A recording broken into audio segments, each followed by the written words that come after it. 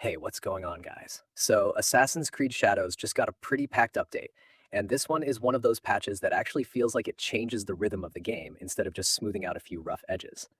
Let's start with Black Tides, because that is the thing most players are going to care about first. This free quest throws a new threat into the mix, and the setup is pretty cool.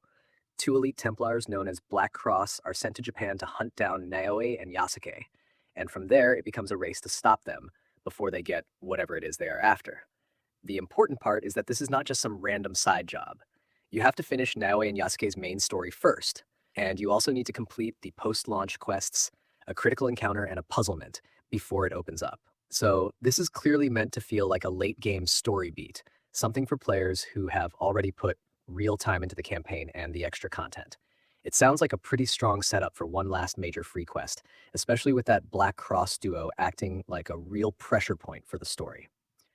Then there are the new crossover projects, Riptides and Undertow, which are tied into the Animus HUB. These bring in themed outfits, weapons, trinkets, and more rewards, and progression comes from completing anomalies in shadows and Black Flag resyncs. That connection is kind of the fun part, because it makes the update feel like it is reaching across different corners of the Assassin's Creed universe instead of just staying locked inside one game. If into collecting cosmetics and chasing themed gear, this gives you another layer of goals to work through. There is one important catch, though. Ubisoft says these projects will not be available on Nintendo Switch 2 because the crossover content involves Black Flag Resynxed, which is not releasing for Nintendo.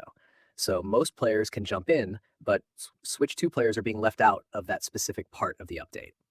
The other major addition is domains, and this is probably the most interesting gameplay change in the whole update. Ubisoft is introducing it as a new Animus endgame activity, and the whole idea is to test how well you actually understand your build. There are 5 gameplay simulations, and each one runs across 10 challenge levels. You unlock it once you reach level 30, so this is very much meant for players who are already deep into progression. The higher the difficulty goes, the more modifiers get layered on top, which means you cannot just coast through on one overpowered setup and call it a day. You have to think a little harder about what you are wearing, what engravings you are using, and how your loadout works in different situations. The update also adds a new currency, a progression tree, and an exclusive shop connected to domains, and the rewards include outfits, weapons, trinkets, engravings, and gear sets. Ubisoft even says some rewards are secret and that none of this domain-specific loot will be sold in the store or exchange. That matters because it makes the mode feel genuinely separate and worth chasing on its own. There is also a new Animus Rift called Horizon, and that continues the guide storyline. To get into it, you need to finish the 2 previous Animus Rifts first, which keeps it positioned as later game content instead of something you can just stumble into right away. On top of that, Ubisoft made a quality of life change to the Animus HUB access in the main menu. So the way you reach those features is now aligned more closely with how you get to them during gameplay. The system menu has also been moved so that it is only accessible through the Shadows memory page. That might sound like a tiny interface adjustment, but menu flow matters more than people think. When a game has a lot of systems layered on top of each other, a cleaner path through the menus can make the whole thing feel less clunky every time you boot up. The gameplay balance changes are where this patch starts showing some real teeth. Shuriken's got a damage increase when used with the bank shot and triple threat mastery upgrades, which is a nice little boost for players who like leaning into trickier ranged setups. At the same time, armor-destroying abilities are now only half as effective against bosses, so the game is pushing back a little on strategies that might have been too strong in major fights. Ubisoft also fixed an engraving unlock issue tied to weak point attacks, and they corrected Yasuke's damage reduction knowledge bonus, so it actually works now against melee and ranged attacks.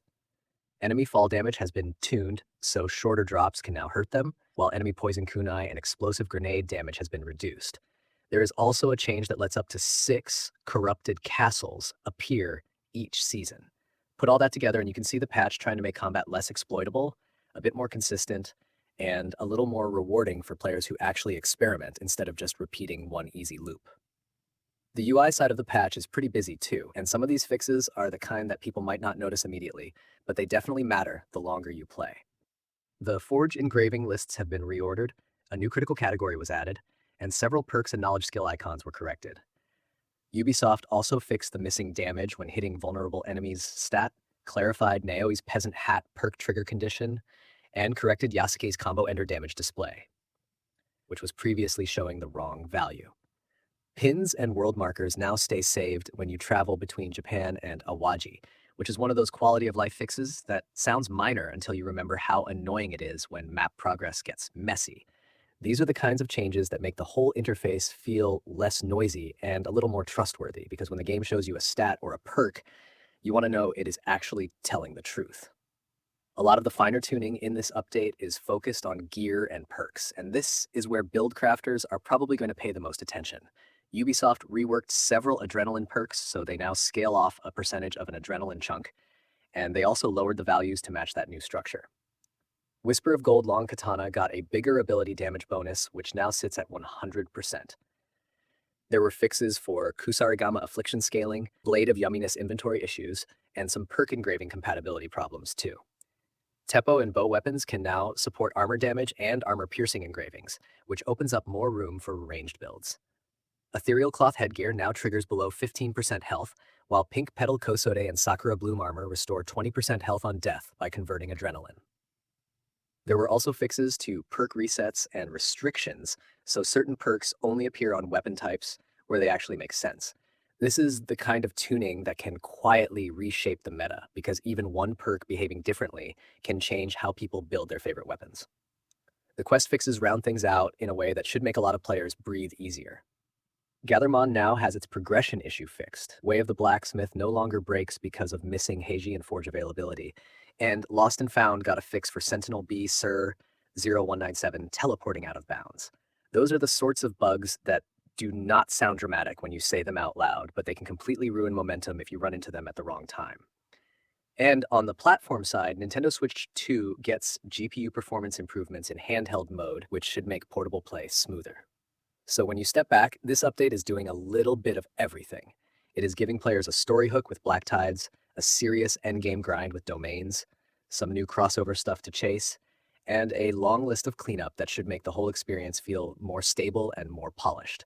It is the kind of patch where, even if you are not excited about every single feature, there is probably something in it that speaks to the way you like to play. And that is really the vibe with this one. It is not just about adding a new mission and calling it a day. It is about tightening up the game, giving late game players more to do, giving build-focused players more toys to play with, and smoothing out some of the rougher spots that have been hanging around since earlier updates. Black Tides gives the story crowd something fresh to chase. Domains gives the grind crowd a new place to test themselves, and the gear and gameplay changes should make combat feel a little sharper and a little less messy overall. For a patch that is arriving this late in the cycle, it does a good job of making the game feel alive without trying to reinvent the whole thing.